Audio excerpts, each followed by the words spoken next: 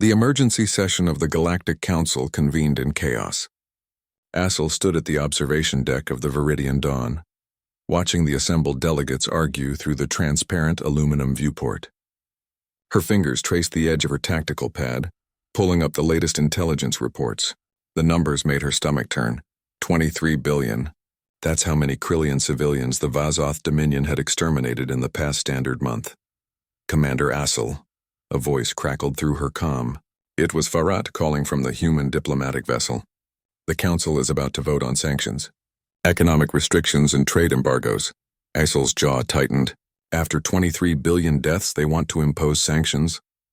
The Galactic Accords are clear, Farhat replied, though she could hear the bitterness in his voice.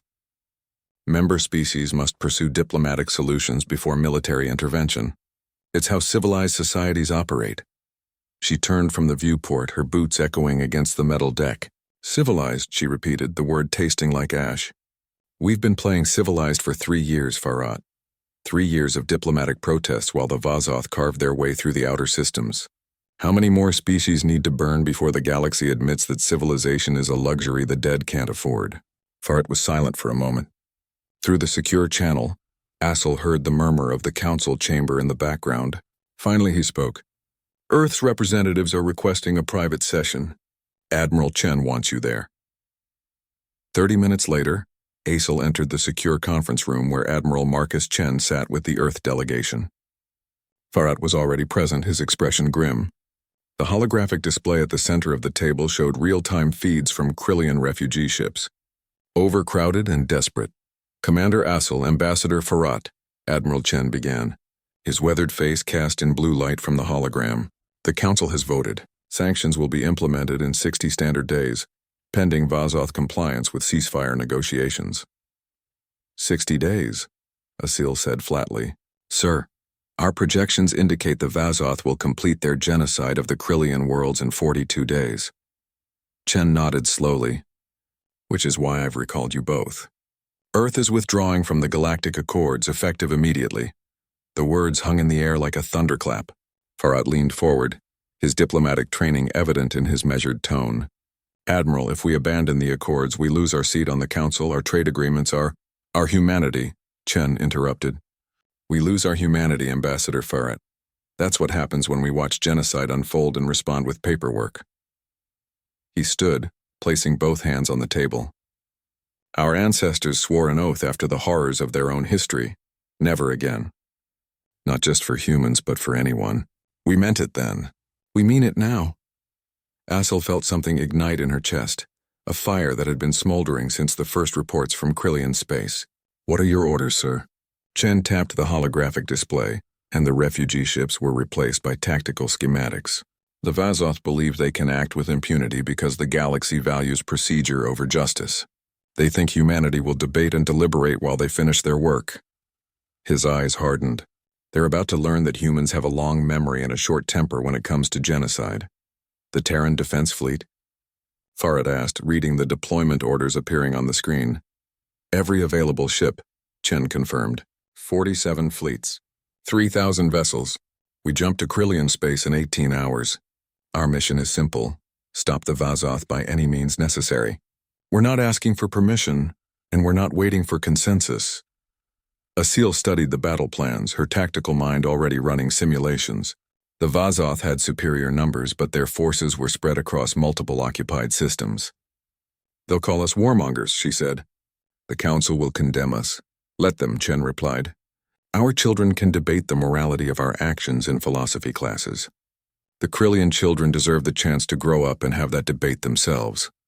Farhat stood, straightening his diplomatic sash one final time before removing it entirely. I didn't join the Foreign Service to watch civilizations die behind a wall of bureaucratic cowardice.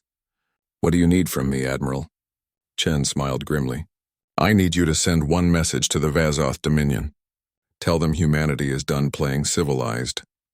18 hours later, the Terran Defense Fleet emerged from hyperspace above Krillia Prime.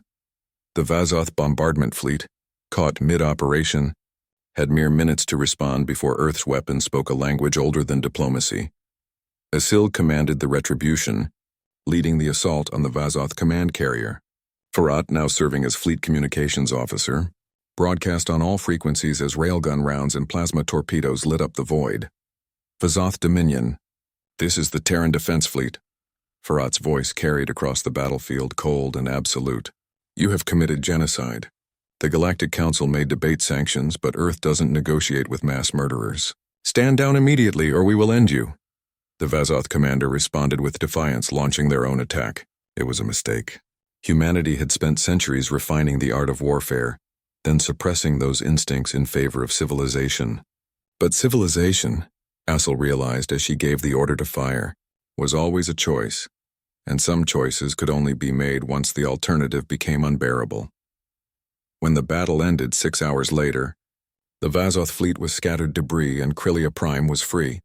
Across 7 systems, Earth's forces moved with precision and fury, liberating worlds the galaxy had consigned to death. The Council condemned Earth's actions. Economic sanctions were threatened.